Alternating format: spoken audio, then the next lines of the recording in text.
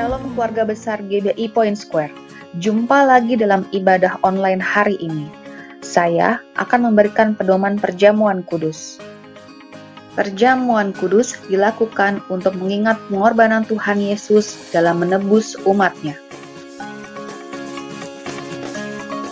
Hanya orang dewasa dan telah percaya yang boleh mengambil bagian dalam perjamuan kudus ini. Anak-anak di bawah 12 tahun dilarang ambil bagian. Roti dapat diganti dengan biskuit atau crackers, dan anggur dapat diganti dengan sirup atau teh sesuai dengan jumlah keluarga. Roti dan anggur perjamuan harap dipersiapkan sebelum ibadah dimulai, dan perjamuan kudus dilakukan setelah penyampaian firman Tuhan oleh hamba Tuhan. Roti dan anggur perjamuan dibagikan oleh kepala keluarga atau ibu rumah tangga sesuai arahan dari hamba Tuhan. Pelaksanaan perjamuan roti dan anggur mengikuti arahan dari hamba Tuhan melalui siaran ibadah online. Seluruh jemaat harap mempersiapkan hati dan berdoa dengan sungguh-sungguh. Terima kasih atas perhatiannya. Selamat beribadah. Tuhan Yesus memberkati. Salam GBI Point Square. Salam guys, apa kabarnya hari ini? Pasti sungguh sangat luar biasa. Selama pandemi ini, kita akan melihat setiap updatean info ibadah online di akun Facebook GBI Point Square. Hari ini kita akan dilayani oleh Gembala Bapak Pendeta Suwardi dengan tema Tanah Hati. Bagi teman-teman yang mau mencatat, yuk disediain alat tulisnya dari sekarang. Nah, jangan lupa hari ini juga disertai dengan perjamuan kudus. Nah, bagi teman-teman yang mau mempersiapkan secara simbolis anggur ataupun rotinya boleh dipersiapkan dari sekarang ya. Bagi teman-teman yang belum tergabung dalam setiap kelompok-kelompok kul yang ada, saya mengajak dan saya menghimbau bagi setiap teman-teman untuk sekarang menghubungi setiap gembala-gembala kul yang ada. Di kul ini kita dapat bertumbuh bersama, kita saling menguatkan, kita saling mendoakan satu sama lain, bahkan kita bisa juga sharing kesaksian satu sama lain. Saya tunggu kehadiran teman-teman di setiap kul-kul yang ada. Teman-teman yang rindu memberikan persembahan secara online, teman-teman dapat memindai kode QRIS yang ada di layar kaca teman-teman ke dalam gadget teman-teman, dan apabila teman-teman rindu mau transfer secara langsung, teman-teman juga bisa transfer secara langsung melalui nomor rekening DCA atas nama gereja. Nah, sebelum kita memulai ibadah online kita hari ini, kita terlebih dahulu kita satukan hati, kita berdoa. Bapa, kami mengucap syukur Tuhan untuk kebaikan Tuhan, untuk perlindungan Tuhan, dan untuk kesetiaan Tuhan yang sempurna dalam setiap kehidupan kami.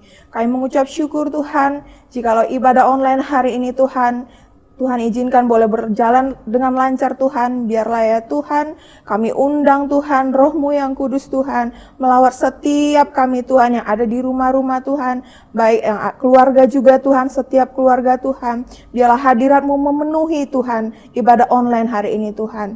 Terima kasih Tuhan Yesus, kami mengucap syukur Tuhan untuk kebaikan Tuhan. Saat ini juga kami berdoa untuk Indonesia Tuhan, kami angkat tangan kami Tuhan, kami berdoa Tuhan, dan kami mengucapkan Shalom Indonesia, Shalom Indonesia, Shalom Indonesia. Biarlah ya Tuhan damai sejahtera dan sukacita yang berasal dari sorga itu turun atas Indonesia. Biarlah ya Tuhan pemerintahan Indonesia itu berasal daripada Engkau ya Tuhan. Kami terlalu percaya Tuhan, Indonesia ada di tangan-Mu Tuhan, Indonesia ada di hati-Mu, dan Indonesia ada di pikiran-Mu Tuhan. Biarlah ya Tuhan kami sebagai warga negara Indonesia Tuhan, mendukung Tuhan setiap program-program pemerintah Tuhan, dan bahkan Tuhan, kami juga menjadi warga negara yang taat Tuhan. Kami juga berdoa untuk Kepala Negara Indonesia Tuhan, Bapak Insinyur Joko Widodo Tuhan, beserta dengan wakilnya Tuhan, Bapak Amin Mahruf Tuhan. Biarlah ya Tuhan, Engkau sertai Tuhan, biarlah Tuhan Kau memberikan hikmat marifat yang berasal daripada Tuhan, untuk senantiasa Tuhan menjalankan setiap program Tuhan, untuk bangsa ini, bangsa Indonesia Tuhan. Kami terlalu percaya Tuhan, semuanya Tuhan pemerintahan ini Tuhan berasal daripada Engkau ya Tuhan. Saat ini juga Tuhan, kami berdoa Tuhan untuk setiap umat-Mu Tuhan, yang secara online Tuhan melakukan ibadah ibadah secara online Tuhan, biarlah ya Tuhan, Engkau sertai Tuhan, biarlah Tuhan, Engkau senantiasa bekerja Tuhan. Saat ini juga kami berdoa Tuhan untuk setiap orang-orang percaya Tuhan di Indonesia Tuhan. Kami terlalu percaya Tuhan, biarlah kami mempersiapkan kedatangan-Mu kali yang kedua Tuhan. Biarlah ya Tuhan, amanat agung itu Tuhan, menyelesaikan amanat agung itu Tuhan, dengan ketulusan Tuhan, dengan hati yang percaya Tuhan, akan kedatangan Engkau kali yang kedua Tuhan. Terima kasih Tuhan Yesus, terima kasih Tuhan Yesus. Biarlah ibadah online ini Tuhan, kami saling Tuhan menguatkan Tuhan, dan kami juga bisa saling Tuhan dikuatkan Tuhan melalui ibadah online ini Tuhan. Kami mengucap syukur Tuhan untuk ibadah online Tuhan yang boleh kami ikutin hari ini Tuhan. Saat ini Tuhan kami mengucap syukur Tuhan. Saat ini Tuhan kami juga berterima kasih kepada Engkau ya Bapa. Terima kasih kepada Engkau ya Tuhan Yesus, dan terima kasih kepada Engkau ya Roh Kudus. Haleluya. Amin. Selamat hari Minggu. Tuhan Yesus memberkati. Shalom saudara sekalian, pada kesempatan kali ini kita akan membahas 3 pilar Pentakosta ketiga. Nah, salah satu karakteristik daripada umat Pentakosta adalah mereka menekankan akan tuntunan Tuhan di dalam kehidupan sehari-hari. Kalau bisa dibilang, suara hati umat Pentakosta itu mirip dengan doa Musa di dalam Keluaran 33 ayat yang ke-15. Jika engkau sendiri tidak membimbing kami, janganlah suruh kami berangkat dari sini. Kita sebagai umat Pentakosta juga menyerukan hadirat Tuhan yang terus-menerus menuntun dan membimbing kita. Sebagaimana Musa memerlukan tuntunan Tuhan dalam kesehariannya di Perjanjian Lama, kita juga melihat bagaimana gereja mula-mula dalam Perjanjian Baru melibatkan tuntunan Tuhan di dalam mengikuti kehendak dan rencana Tuhan. Di dalam Kisah Rasul pasal yang ke-15, kita melihat bagaimana gereja mula-mula menghadapi masalah ketika bangsa yang bukan Yahudi bertobat, menerima karunia keselamatan, menerima karunia Roh Kudus. Masalah timbul ketika beberapa orang Yahudi yang telah menjadi percaya berkata, orang-orang yang bukan Yahudi ini harus disunat, diwajibkan untuk mengikuti seluruh hukum Taurat. Bagaimana gereja mula-mula pada waktu itu mengikuti tuntunan Tuhan dalam permasalahan yang penting ini? Mereka mengikuti tuntunan Tuhan lewat 3 pilar, yaitu pilar Roh Kudus, pilar komunitas, pilar firman Tuhan. Lewat ketiga pilar ini, gereja mula-mula akhirnya dapat menerima bahwa bangsa yang bukan Yahudi telah menerima keselamatan dan juga karunia Roh Kudus. Mereka tidak lagi perlu disunat dan tidak perlu melakukan seluruh hukum Taurat. Bagaimana dengan gereja Tuhan pada zaman now mengikuti tuntunan Tuhan tentang Pentakosta ketiga? Kita pun mengikuti tuntunan Pentakosta ketiga menggunakan ketiga pilar ini. 3 pilar inilah yang menjadi acuan penafsiran orang Pentakosta. Mari kita simak bersama. Yang pertama, pilar Roh Kudus. Kita melihat bagaimana kuasa Roh Kudus di Pentakosta yang pertama itu luar biasa. Dalam Kisah Rasul pasal yang kedua, Petrus berkhotbah, 3.000 orang diselamatkan. Bahkan dalam waktu 100 tahun pertama, 70% dari dunia yang dikenal pada saat itu menjadi Kristen. Tetapi amanat agung belum tuntas. Roh Kudus terus berlanjut di Pentakosta yang kedua di Azusa Street, yang menghasilkan kira-kira 700 juta jiwa. Namun amanat agung juga belum selesai. Karena itulah karya Roh Kudus berlanjut dengan Pentakosta ketiga sekarang di Indonesia. Pentakosta ketiga inilah yang akan menuntaskan amanat agung dan membawa penuaian jiwa yang terbesar dan terakhir sebelum Yesus datang kembali. Haleluya. Yang kedua, pilar komunitas orang percaya. Kita lihat bahwa tuntunan Pentakosta ketiga tidak diklaim seorang diri saja, melainkan telah didoakan, dikonfirmasi, disaksikan oleh kaum Pentakosta secara global yang diwakili oleh Empower 21. Kalau saudara ingat, di Empower 21, gembala sidang dan pembina kita menggaungkan visi Pentakosta ketiga di hadapan bangsa-bangsa. Mereka mengaminkan, menerima, mengkonfirmasi, membawa api Pentakosta ketiga kembali ke negara mereka.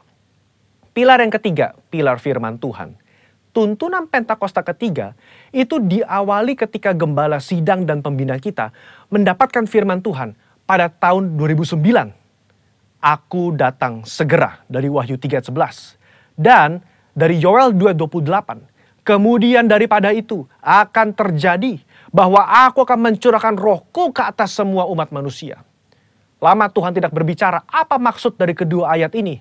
Tetapi 4 tahun berikutnya, pada tahun 2013, Tuhan berbicara. Yang aku maksudkan dengan pencurahan Roh Kudus itu adalah Pentakosta ketiga.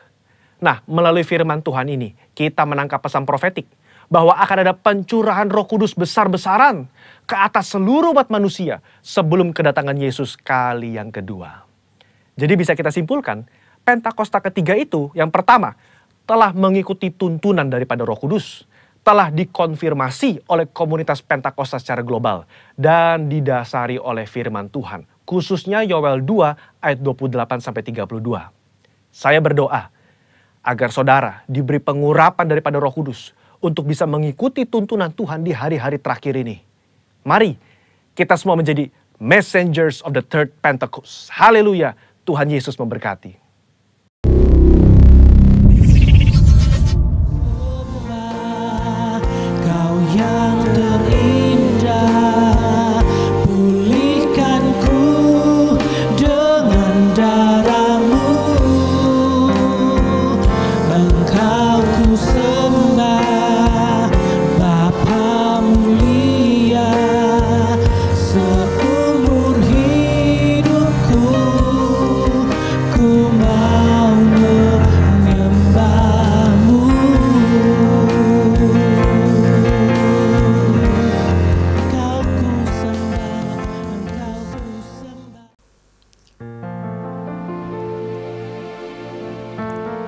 Shalom Bapak Ibu Saudara terkasih di dalam Tuhan.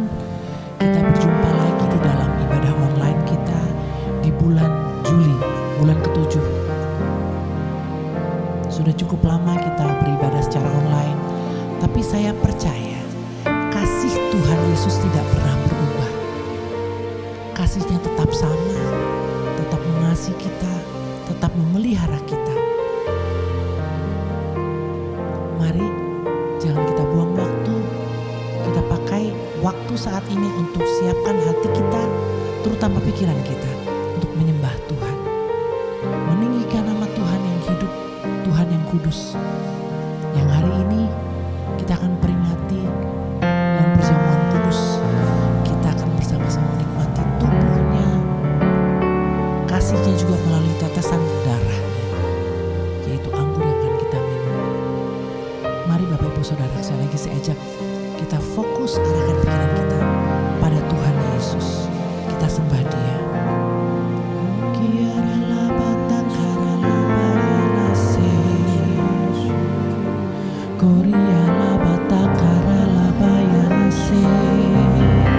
Yesus Engkau baik, Yesus Engkau baik, sungguh Engkau baik. Terima kasih Tuhan.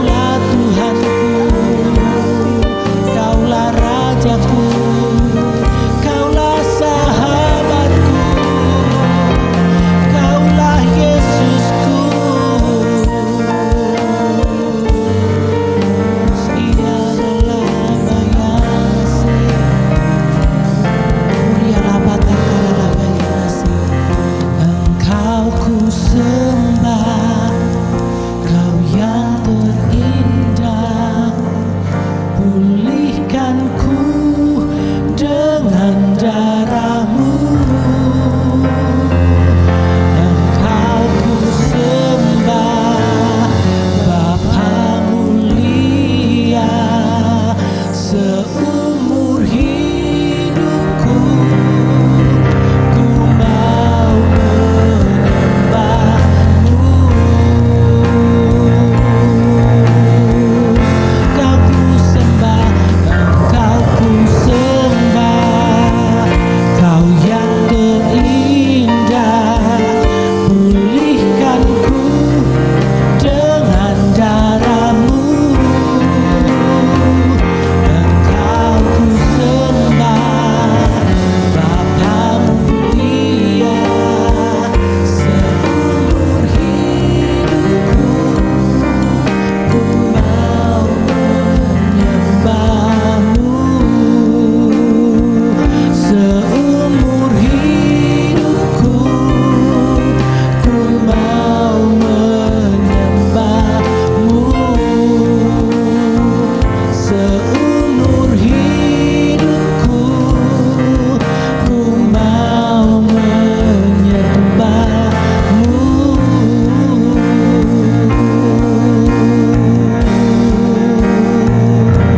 Haleluya. Sembah dan puji penuhi tahta-Mu. Sembah dan puji penuhi tahta-Mu. Sembah dan puji penuhi tahta-Mu. Yesus Tuhan adalah Raja. Sembah dan puji penuhi tahta-Mu. Sembah dan puji penuhi tahta-Mu. Sembah dan puji penuhi tahta-Mu. Yesus Tuhan adalah Raja. Jesus, we enthrone you. Jesus, we enthrone you. Yes, Lord. We proclaim that you are King. Thank you, Lord. Standing here in the midst of us, we raise you up with our praise. Jesus,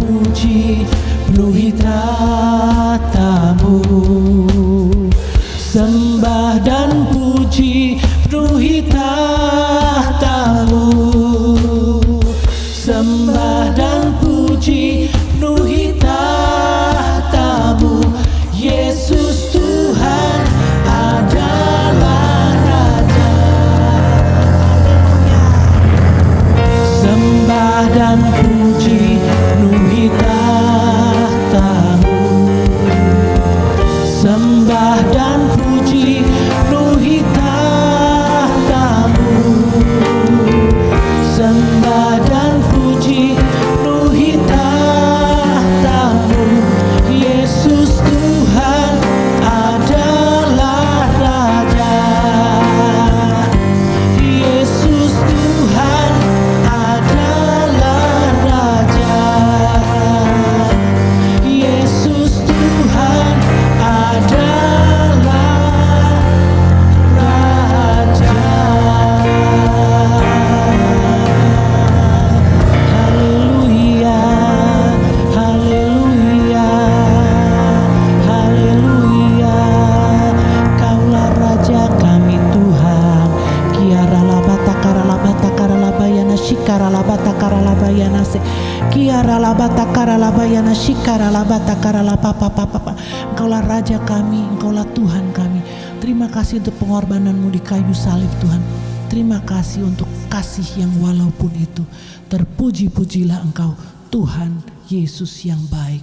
Haleluya, haleluya, amin.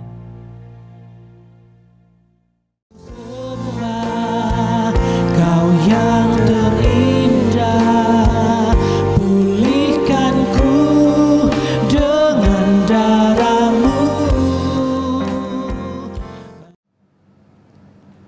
Mari kita satukan hati dalam doa. Bapa, kami bersyukur buat segala anugerah-Mu, kebaikan-Mu, sehingga pada hari ini kami diizinkan kembali boleh mengikuti ibadah online. Dan kami percaya Engkau hadir di tengah-tengah kami, Engkau mengurapi setiap kami Tuhan. Karena kami percaya dimanapun kami berkumpul menyerukan nama Engkau, maka Engkau hadir di tengah-tengah kami Tuhan. Saat ini Kau lawat setiap rumah demi rumah Tuhan, di mana umat-Mu sedang berkumpul Tuhan. Dan bila pemberitaan firman Tuhan sebentar ini Tuhan, Kau urapi Tuhan. Setiap kami yang mendengarkannya, kami sama-sama diberkati Tuhan. Pakai lidah mulut hamba-Mu Tuhan, dan biarlah Kau memberkati setiap kami yang mendengarkannya Tuhan. Terpujilah nama-Mu, di dalam nama Tuhan Yesus, Tuhan dan Juru Selamat kami yang hidup. Kami telah berdoa dan mengucap syukur. Mari setiap kita yang siap mendengarkan pesan firman Tuhan, sama-sama katakan amin. Shalom Bapak Ibu dikasih Tuhan. Doa saya Bapak Ibu tetap dalam keadaan yang diberkati oleh Tuhan, dilindungi apapun keadaanmu hari ini, biarlah penyertaan Tuhan tetap ada dalam kehidupanmu. Mari pada saat ini, kesempatan ini, saya akan berbicara mengenai tanah hati kita saudara. Sebelumnya mari kita baca terlebih dahulu firman Tuhan yang diambil dari Lukas pasal 8 ayat 5 sampai 16. Demikian bunyi firman Tuhan. Perumpamaan tentang seorang penabur, ayat kelima. Adalah seorang penabur keluar untuk menabur benih. Pada waktu ia menabur, sebagian benih itu jatuh di pinggir jalan, lalu diinjak orang dan burung-burung di udara memakannya sampai habis. Ayat 6. Sebagian jatuh di tanah yang berbatu-batu, dan setelah tumbuh ia menjadi kering karena tidak mendapat air. 7. Sebagian jatuh di tengah semak duri, dan semak itu tumbuh bersama-sama dan menghimpitnya sampai mati. Ayat 8. Dan sebagian jatuh di tanah yang baik, dan setelah tumbuh berbuah 100 kali lipat. Setelah berkata demikian, Yesus berseru, siapa yang mempunyai telinga untuk mendengar, hendaklah ia mendengar. Murid-muridnya bertanya kepadanya, apa maksud perumpamaan itu? 10. Lalu ia menjawab, kepadamu diberi karunia untuk mengetahui rahasia kerajaan Allah, tetapi kepada orang-orang lain hal itu diberitakan dalam perumpamaan, supaya sekalipun memandang mereka tidak melihat, dan sekalipun mendengar mereka tidak mengerti. Ayat 11, inilah arti perumpamaan itu. Benih itu ialah firman Allah. Yang jatuh di pinggir jalan itu ialah orang yang telah mendengarnya, kemudian datanglah iblis lalu mengambil benih itu dalam hati mereka, supaya mereka jangan percaya dan diselamatkan. Yang jatuh di tanah yang berbatu-batu itu ialah orang yang setelah mendengar firman itu menerimanya dengan gembira, tetapi mereka itu tidak berakar. Mereka percaya sebentar saja dan dalam masa pencobaan mereka murtad. Yang jatuh dalam semak duri ialah orang yang telah mendengar firman itu dan pertumbuhan selanjutnya mereka terhimpit oleh kekhawatiran dan kekayaan dan kenikmatan dunia, sehingga mereka tidak menghasilkan buah yang matang. Yang jatuh di tanah yang baik ialah orang yang mendengar, setelah mendengar firman Tuhan, menyimpannya dalam hati yang baik dan mengeluarkan buah dalam ketekunan. Jadi dari sini Bapak Ibu Saudara yang kasih Tuhan, kita bisa lihat Tuhan menceritakan berbagai macam firman Tuhan kepada murid-muridnya itu dalam perumpamaan-perumpamaan, supaya murid-muridnya dapat bisa mengerti dengan lebih jelas. Nah, kali ini Tuhan berbicara mengenai tentang perumpamaan seorang penabur benih. Dikatakan bahwa dari ayat bacaan ini kita bisa menyimpulkan, saudara. Yang pertama dikatakan benih itu adalah firman Tuhan. Benih itu adalah firman Tuhan. Yang menabur itu adalah Tuhan sendiri, ya. Benih yang baik, firman yang baik itu ditabur oleh Tuhan sendiri. Tetapi sekalipun benihnya baik, penaburnya sama, saudara, tapi hasilnya beda. Kok bisa? Kita bisa lihat pada saat Tuhan menyampaikan pesan firman Tuhan kepada murid-muridnya, ada begitu banyak orang yang mendengar. Tapi ada banyak orang juga yang tidak menghasilkan buah. Tapi ada juga yang bertumbuh dan mereka mengalami mujizat. Itulah hari ini yang saya akan bagikan kepada saudara. Yang membuat perbedaan itu bukan benih firman-Nya, bukan penaburnya, tetapi yang membuat kualitas firman yang kita dengar itu dalam hati kita akan bertumbuh, menghasilkan buah, menjadi perbedaan atau beda dengan yang lainnya, itu bukan benih dan penaburnya, tetapi tanah hatinya itu sendiri. Di dalam perumpamaan ini Tuhan memberikan ada 4 jenis tanah hati, saudara. Yang pertama, kita lihat, dikatakan bahwa yang jatuh di pinggir jalan, kemudian diinjak orang, dimakan burung. Dikatakan bahwa apa itu artinya di pinggir jalan? Adalah orang yang mendengar firman Tuhan, tapi mereka tidak mengerti, sehingga diambil oleh iblis, saudara. Nah, di sini ini adalah tipe orang yang mempunyai tanah hati itu yang hanya sekedar gitu. Yang penting saya ikut firman Tuhan, yang penting saya dengar firman Tuhan, yang penting saya ibadah. Jadi rutinitas ibadah yang dijalaninya itu adalah sebuah ritual keagamaan, bukan karena kerinduan. Berapa banyak di antara Bapak, Ibu, Saudara-saudara hari ini kau datang beribadah, itu adalah sebuah kebutuhan. Atau kau datang beribadah, kau berpikir karena saya orang Kristen, jadi saya harus beribadah. Ada banyak orang menjalankan ritual ibadah. Kalau kita hanya sekedar menjalankan ritual ibadah, maka kita tidak akan mendapatkan apa-apa, saudara. Firman Tuhan berkata, iman tanpa perbuatan pada hakikatnya adalah mati. Jadi kalau kita hanya sekedar untuk mendengarkan saja, jadi kita nggak ada apa-apanya, saudara. Maka dikatakan di bagian ayat terakhir, kenapa dicuri sama iblis? Supaya mereka jangan percaya dan diselamatkan. Jadi orang yang tidak mempersiapkan diri untuk mendengar firman Tuhan, umumnya mereka tidak akan mendapatkan apa-apa. Itu tanah hati yang pertama, saudara. Tanah hati yang kedua, saudara. Tanah yang berbatu-batu. Dikatakan tumbuh, tapi karena tidak mendapat air sehingga menjadi kering. Ya, orang yang mendengar firman itu setelah dengar hatinya senang, saudara. Tapi setelah senang, waktu menghadapi pencobaan, mereka murtad, saudara. Kok bisa? Nah, tipe orang atau tanah hati yang kedua ini, biasanya mereka suka sama firman Tuhan. Bahkan tidak heran, mereka seringkali mencari firman Tuhan, itu yang bagus-bagus, saudara. Searching, ya, cari yang bagus-bagus, dengerin, saudara. Tapi tujuannya untuk apa? Yang penting kupingnya senang, gitu loh. Hatinya terima nggak? Belum tentu. Kalau dia dengar firman Tuhan itu sesuai dengan hatinya, dia terima, amin, amin. Tapi begitu itu tidak sesuai, itu tidak cocok buat saya. Itu lebih cocok tuh kalau buat dia yang dengar tuh, sayang dia nggak hadir. Nah, seringkali kita ketemu orang seperti ini, saudara. Maka setelah waktu dia masuk dalam pencobaan, dia masuk dalam kehidupan realita yang sesungguhnya, ternyata dia bilang, loh kok beda ya? Nah, sehingga akhirnya apa? Firman Tuhan itu tidak mempunyai tempat dalam hatinya untuk berakar. Benih yang tidak tumbuh akarnya, maka pada saat kena angin badai, dalam waktu sekejap dia akan hilang, saudara. Demikian juga tanah hati yang tidak siap menerima firman Tuhan atau memberi kesempatan kepada firman Tuhan itu bertumbuh dalam hidupnya, maka pada saat ada kehidupan, masalah kehidupan, ada persoalan, pergumulan datang, maka firman Tuhan itu akan gugur, saudara. Ya, itu tanah yang kedua, yaitu tidak siap menerima. Bisa juga tanah yang berbatu-batu adalah orang yang sudah punya prinsip hidupnya. Seringkali kita dengar begini, saya sudah begini, ya itulah saya.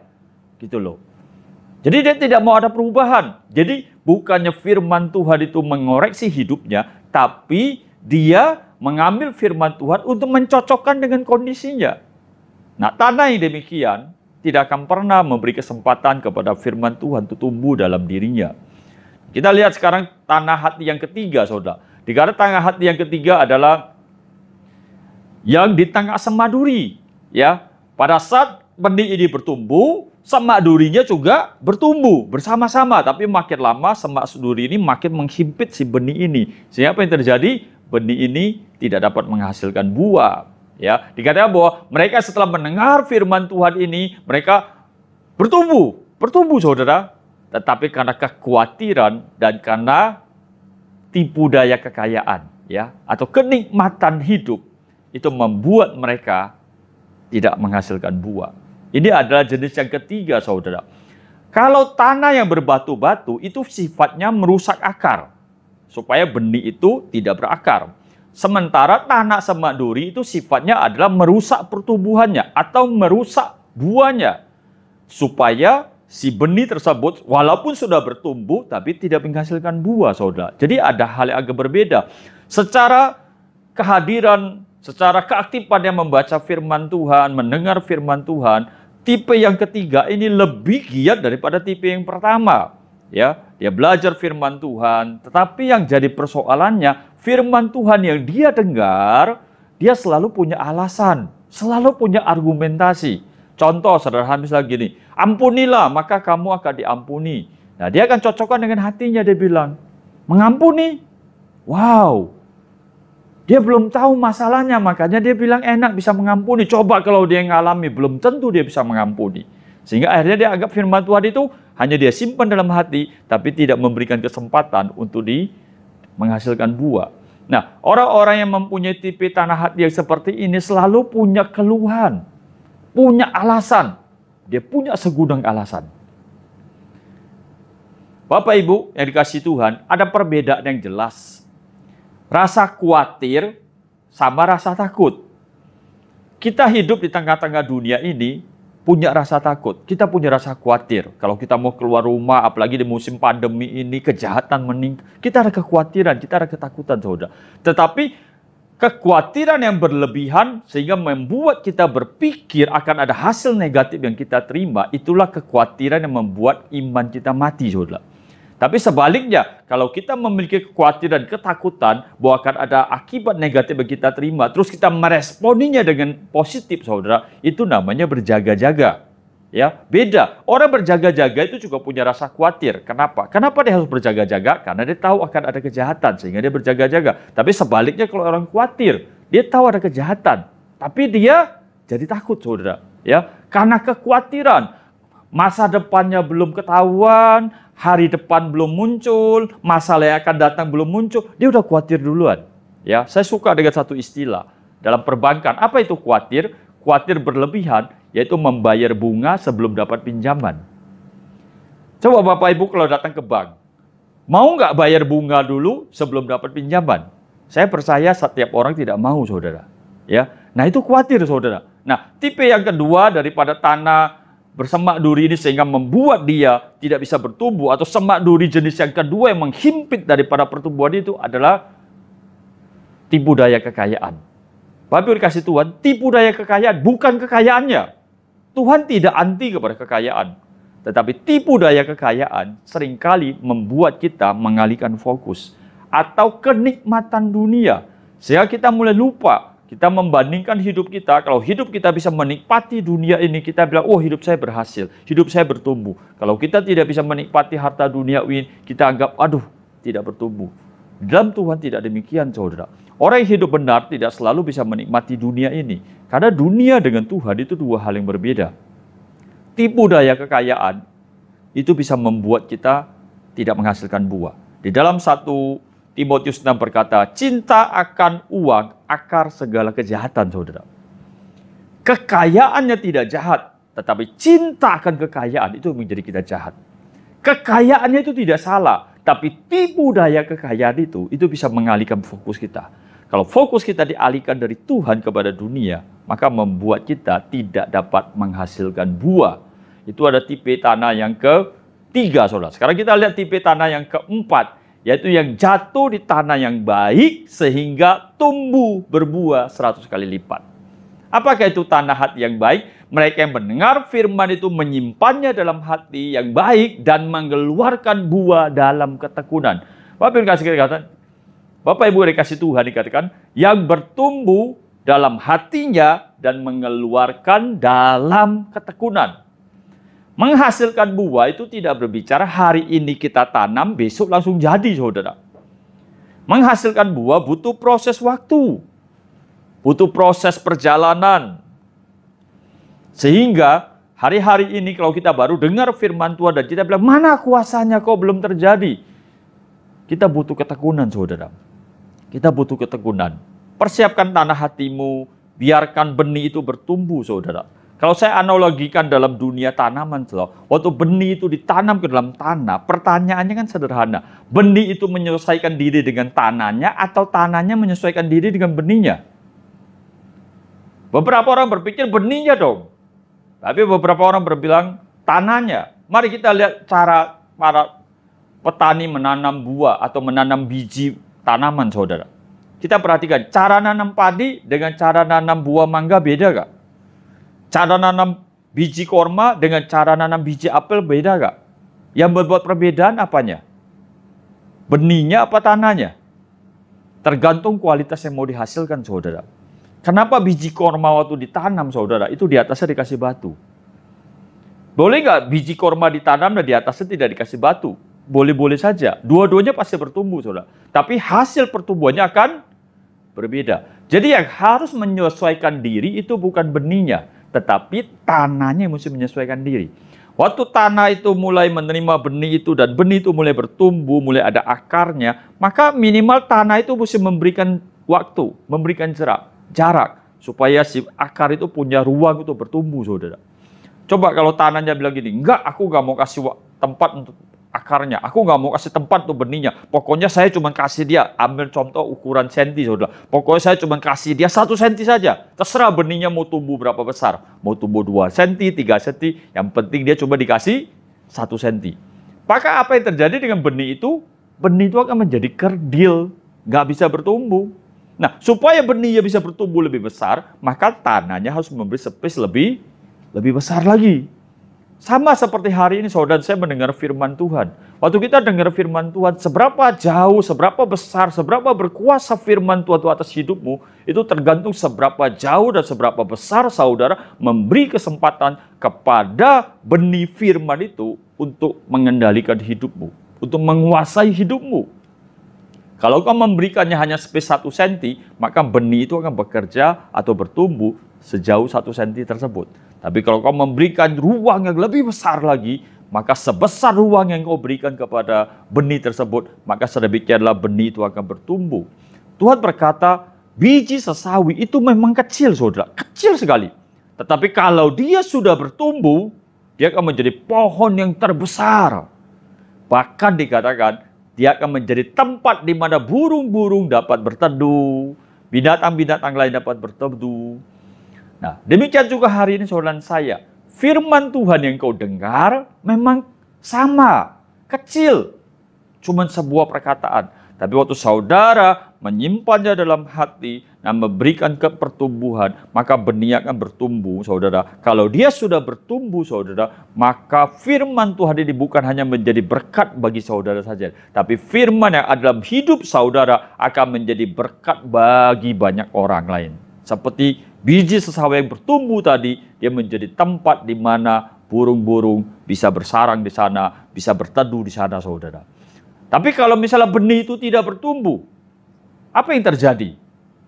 Benih itu yang di pinggir jalan akan dimakan burung, ya di atas batu-batu dia akan kering, tapi kalau di atas semak duri, dia akan mati, tidak berbuah, saudara. Jadi kalau kita lihat dari 4 jenis tanah hati ini, saudara, berarti yang membuat perbedaan bukan benihnya, tapi yang membuat perbedaan benih itu bisa bertumbuh atau tidak bertumbuh, itu adalah hati saudara dan saya. Mari kita cek, hari ini kita ikut ibadah online. Adakah kita mempersiapkan dirinya dengan baik?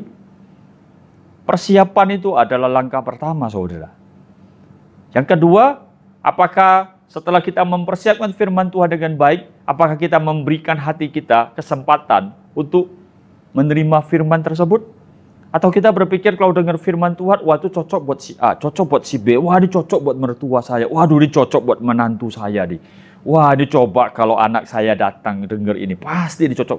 Nah, berapa sering kita dengar anak-anak Tuhan ngomong demikian? Tapi kalau engkau adalah tanah hati yang baik, kau akan berkata begitu, semua firman Tuhan itu datang buat saya. Bapak Ibu, apakah engkau tadi pagi sebelum mengikuti ibadah online engkau lihat cermin? Firman Tuhan itu seperti cermin, saudara. Waktu kita melihat cermin, wajah kita muncul di cermin, terus kita lihat aduh rambutnya tidak rapi. Pertanyaannya, cerminnya disuruh berubah atau rambut yang ada di kepala saudara dirubah? Logika yang benar kan adalah rambutnya dirubah kan?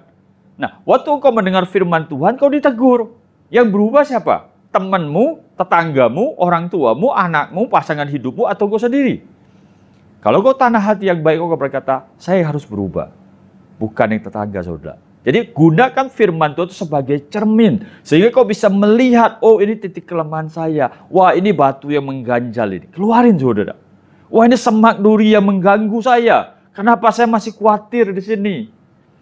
Saya masih tertarik sama dunia di sini. Waduh, saya masih ukurannya pakai kekayaan duniawi. Waktu kita melihat itu sebagai cermin, firman Tuhan sebagai cermin, maka kita memperbaiki diri, saudara. Belajar taat, saudara. Waktu dengar firman Tuhan, lakukan. Karena iman tanpa perbuatan pada hakikatnya mati. Mendengar firman Tuhan tanpa melakukannya, itu pada hakikatnya juga mati. Dan yang terakhir, saudara, bagaimana kalau gagal, Pak? Saya sudah berulang-ulang tapi gagal. Tadi tanah yang keempat, apa? Ditanam dalam hatinya dan bertumbuh menghasilkan buah dalam ketekunan. Apa itu ketekunan? Sebuah usaha terus-menerus yang dilakukan, saudara. Kalau Bapak Ibu merasa gagal dalam melakukan firman Tuhan, ulangi kembali. Mulai dari pertama persiapan, dengarkan firman Tuhan, terus buka hati. Yang ketiga, praktekkan. Gagal, ulangi kembali. Sampai kapan? Sampai berhasil. Karena buah tidak berbicara hari ini kita tanam, benihnya besok langsung tumbuh, saudara. Tapi ada satu proses perjalanan waktu, saudara. Dan saya percaya, jika engkau mempersiapkan hatimu dengan baik, maka firman Tuhan apapun yang kau dengar, pada saat jatuh di tanah yang baik, maka benih firman itu pasti bertumbuh. Tadi kita udah baca di awal, saudara. Benih itu adalah firman itu sendiri. Yang nabur itu Tuhan. Yang perlu untuk dipersiapkan adalah tanda hati kita. Saya berdoa, biarlah lewat ibadah-ibadah yang hari ini Bapak Ibu ikutin, engkau persiapkan hatimu dengan sungguh-sungguh, buka hatimu, berikan kupingmu untuk mendengar firman Tuhan, arahkan fokusmu kepada firman itu, dan firman itu kau terima untuk dirimu, tapi bukan untuk orang lain, untuk dirimu. Buat untuk dirimu dulu, jadikan cermin. Setelah terjadi pertumbuhan, terjadi perubahan, engkau menghasilkan buah, maka engkau akan sama seperti biji sesawi tadi. Waktu bertumbuh menjadi pohon yang besar, maka engkau akan menjadi berkat bagi orang-orang di sekitar-sekitarmu. Amin, saudara. Jangan menyerah. Terus pelajari firman Tuhan, dengar firman Tuhan, lakukan, dan kalau gagal ulangi lagi. Terus lakukan lagi, dengarkan firman Tuhan, buka hati untuk firman Tuhan, lakukan. Dan saya percaya, Tuhan akan memberikan pertumbuhan. Tuhan akan menumbuhkan buah-buah kebenaranmu. Dan Tuhan akan memberikan kau hasil 100 kali lipat. Ada amin? Mari kita satukan hati dalam doa. Setelah itu kita akan masuk dalam perjamuan kudus. Bapak Ibu bersyukur untuk firman yang kami boleh dengar pada saat ini. Biarlah Tuhan yang boleh mengubah tanah hati kami, Tuhan. Tentu sebelum kau mengubahnya, Tuhan, kami terlebih dahulu bersedia, Tuhan, itu diubah oleh Engkau, Tuhan. Ampuni kalau selama ini kami mengeraskan hati kami, Tuhan. Ampuni, Tuhan, kalau selama ini kami memilih firman Tuhan yang cocok dengan selera kami, Tuhan. Tapi biarlah setelah kami mendengar kebenaran firman-Mu, kami membuka hati kami selebar-lebarnya, Tuhan. Berbicaralah, Tuhan. Biarlah firman-Mu, Tuhan, boleh mengoreksi kehidupan kami. Firman-Mu boleh menjadi cermin dalam kehidupan kami. Sehingga Kau membukakan, Tuhan, hati kami, Tuhan, sehingga menjadi hati yang subur, tanah yang subur. Setiap firman Tuhan waktu ditabur, Tuhan, itu akan mengubahkan hidup kami dari hari ke hari, Tuhan, sehingga kami makin lama, makin sempurna, makin serupa dengan Engkau, Tuhan. Dan kami percaya Engkau menemukan kemuliaan-Mu, Tuhan. Gambar Kristus itu dalam diri kami. Bapa, hamba berdoa Tuhan, berkati setiap umat-Mu Tuhan, dimanapun mereka berada Tuhan. Bila firman Tuhan yang mereka dengar Tuhan, itu boleh mengubah kehidupan mereka. Terima kasih Tuhan, terpujilah nama-Mu untuk firman yang kami boleh dengar pada saat ini Tuhan. Di dalam nama Tuhan Yesus, haleluya. Amin. Kau yang terindah, pulihkanku dengan darah-Mu. Perjamuan kudus diperuntukkan untuk setiap kita yang sudah dewasa dan percaya. Anak-anak umur 12 tahun jangan ambil bagian. Setiap kali kita masuk dalam perjamuan kudus, Tuhan selalu mengingatkan kita untuk selalu mengingat akan kebaikannya. Mari Bapak Ibu Saudara-saudari kasih Tuhan, ambil waktu sejenak, ingat kebaikan Tuhan, ingat anugerah Tuhan. Dan karena lewat perjamuan kudus ini Tuhan mau memberkati saudara dan saya dengan berkat yang berlimpah-limpah saudara. Mari kita ambil waktu sejenak, kita masing-masing berdoa. Tuhan, siapakah kami ini Tuhan? Sebelum kami kenal Engkau, kami orang berdosa. Upah dosa adalah kematian. Tapi oleh karena kebaikan-Mu, anugerah-Mu, kasih karunia-Mu, sehingga kami diampuni, kami diberikan mahkota keselamatan, kami diberikan berkat, sehingga hari ini kami boleh menikmati kehidupan pada hari ini. Terima kasih Tuhan, Kau sungguh baik, Kau sangat baik. Dan setiap kali kita minum perjamuan kudus ini, Tuhan juga mau kita minum dengan cara yang benar, saudara. Jangan simpan dosa. Mari hari ini ambil waktu sejenak, kau berdoa. Kalau ada dosa-dosa yang kau perbuat hari-hari ini dan itu mendukakan hati Tuhan, mari akui di hadapan Tuhan. Akui semuanya. Bapak, kau lihat anak-anakmu saat sedang berdoa Tuhan. Kami mohon pengampunan dari Engkau Tuhan untuk dosa-dosa yang kami perbuat yang tidak menyenangkan hati-Mu ya Aba. Tapi kami biarlah Tuhan, kami boleh menguruskan diri kami boleh terus menjaga kekudusan yang telah Tuhan berikan. Mari Tuhan urapi setiap kami Bapa. Terima kasih Tuhan untuk pengampunan yang Kau berikan bagi kami Tuhan. Dan biarlah kami boleh juga mengampuni orang-orang yang bersalah kepada kami Tuhan. Kami juga boleh mengampuni Tuhan orang-orang yang menjahati kami Tuhan. Seperti Engkau juga melakukan hal yang demikian Tuhan. Kami memberkati mereka yang mengutuk kami Tuhan. Terima kasih Bapa. Terima kasih Tuhan Yesus. Kau baik, Kau sangat baik. Kami mau terima roti dan anggur perjamuan ini Tuhan dengan ucapan syukur Tuhan. Karena kami tahu Tuhan, persekutuan dengan tubuh dan darah-Mu Tuhan, itu adalah sumber kehidupan kami di dalam Engkau. Dan kami memperoleh jaminan kehidupan yang kekal itu Tuhan. Terima kasih Tuhan Yesus. Berkati roti dan anggur ini Tuhan. Kuduskan Tuhan. Di dalam nama Tuhan Yesus kami sambut roti dan anggur perjamuan ini. Haleluya. Amin. Mari Bapak Ibu dikasih Tuhan, Kau angkat roti di tanganmu. Sebab apa yang telah kuteruskan kepadamu telah kuterima dari Tuhan, yaitu bahwa Tuhan Yesus pada malam waktu Ia diserahkan, yang mengambil roti, mengucap syukur di atasnya, kemudian Ia memecah-mecahkannya dan berkata, inilah tubuhku yang diserahkan bagi kamu. Perbuatlah setiap kali kamu memakannya menjadi peringatan akan aku. Saudara-saudaraku yang dikasih Tuhan, bukankah roti yang kita pecah-pecahkan adalah persekutuan dengan tubuh Kristus? Amin. Mari kita makan dalam nama Tuhan Yesus.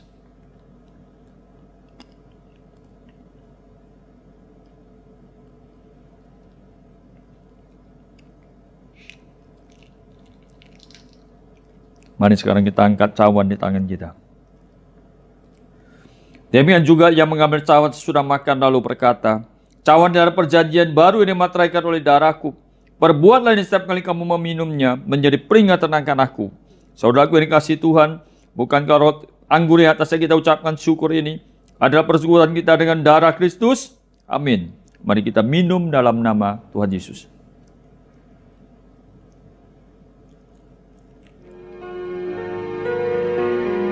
Mari sekarang naikkan ucapan syukurmu kepada Tuhan.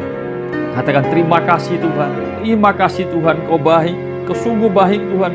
Kau telah berikan anugerah-Mu bagi kami Tuhan. Kau curahkan Tuhan darah-Mu. Kau tebus dosa kami Tuhan. Terima kasih Tuhan. Kau baik. Kau sungguh baik. Hati kami terus berlimpah dengan ucapan syukur kepada Engkau Tuhan. Terpujilah nama-Mu Tuhan. Terpujilah nama-Mu Tuhan. Kekal sampai selama-lamanya.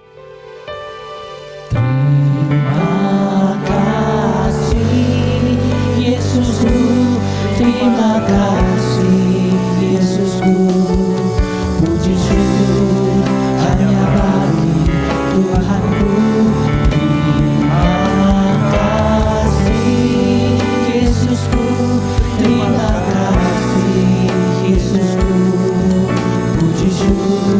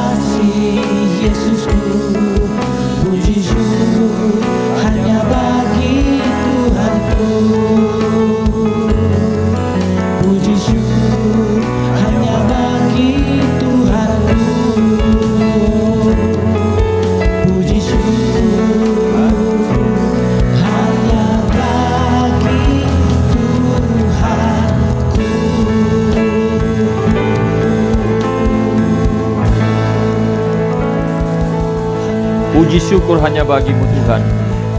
Puji syukur hanya bagimu Tuhan. Terima kasih Tuhan. Engkau tebus kami Tuhan dari kematian. Engkau mahkota kami dengan kehidupan Tuhan. Dan hari-hari ini Tuhan dalam perjalanan kehidupan kami di masa-masa yang sulit Tuhan. Kami masih boleh melihat penyertaan-Mu, perlindungan, berkat-berkat-Mu Tuhan. Terima kasih Bapa. Kami bersyukur juga Tuhan untuk korban tubuh dan darah-Mu Tuhan. Oleh karena pengorbanan-Mu kami dapat pengampunan dosa. Dan kami mendapatkan keselamatan yang kekal itu Tuhan. Terima kasih Bapa. Berkati Tuhan umat-Mu dimanapun mereka berada Tuhan. Keluarga demi keluarga Tuhan. Engkau jamah Tuhan. Engkau berkati, Engkau urapi Tuhan. Suami, istri, orang tua, anak-anak Tuhan. Keluarga demi keluarga Tuhan. Semuanya ada dalam perlindungan-Mu. Bahkan umat-Mu yang sedang bekerja, berusaha Tuhan. Yang mengalami masalah resesi ekonomi Tuhan. Kau buka jalan Tuhan. Yang sedang dalam kondisi sakit Tuhan, Kau berikan kesehatan, pemulihan yang sempurna Tuhan. Dan hari-hari ini yang sedang mencari pekerjaan Tuhan, Engkau bukakan jalan Tuhan. Kami berdoa Tuhan, bukakan tingkap-tingkap langit-Mu Tuhan. Berkati umat-Mu Tuhan, sehingga setiap umat-Mu Tuhan boleh hidup dalam kelimpahan-Mu Tuhan. Terima kasih Bapa, terima kasih, kami bersyukur Tuhan. Dan bila saat ini Tuhan, Engkau berkati kami Tuhan dengan berkat yang sempurna. Mari kita angkat tangan kita bersama-sama dan terimalah berkat Tuhan. Tuhan memberkati-Mu dan melindungi-Mu. Tuhan menyinari Engkau dengan wajah-Nya dan memberikan Engkau kasih karunia. Tuhan menghadapkan wajah-Nya kepadamu dan memberikan Engkau damai sejahtera. Terimalah berkat yang berlimpah-limpah yang datang dari Bapa di sorga, kasih daripada Tuhan Yesus, kuasa pengurapan daripada Allah Roh Kudus pada saat tercurah menyertai-Mu, memberkati dan memberikan pertumbuhan mulai saat ini sampai Maranatha. Tuhan datang kembali untuk menjemput setiap kita. Mari setiap kita yang percaya dan terima berkat Tuhan sama-sama katakan amin. Tuhan Yesus memberkati saudara berlimpah-limpah-limpah. Kau yang